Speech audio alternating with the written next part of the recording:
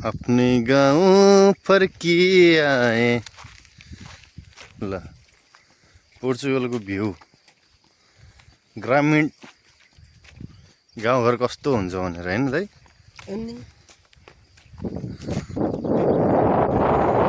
आकाशलाई धरती बनाए।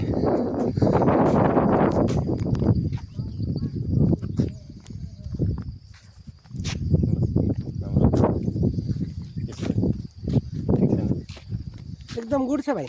यो के को रुख हो दाइ?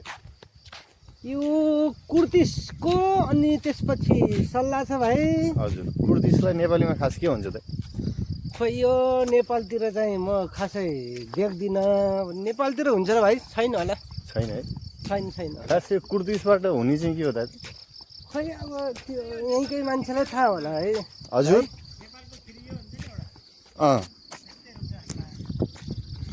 नेपालको 3 हो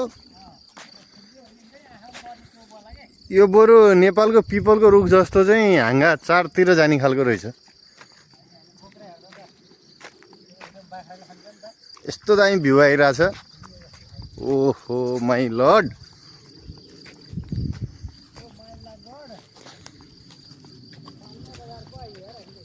ल हामी पाल्मा बजार आइपुग्यौँ है त।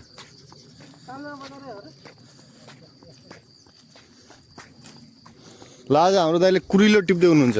एकछिन दाइ एकछिन। ल ओ ल ल ल लम्के ल यो कुरिलो भाइ यो। ओ माई लर्ड। यसरी जङ्गलमा घुमेपछि होइन कुरिलो पनि अनि फ्रीमा खान पाइयो। एकदम स्वास्थ्य। ओ अस्ट्रेलिया भाइ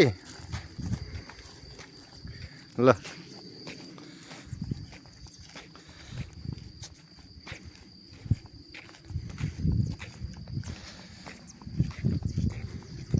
अब यहाँ क्यामेराम्यानकै फोटो आउँदैन र गाह्रो पर्यो।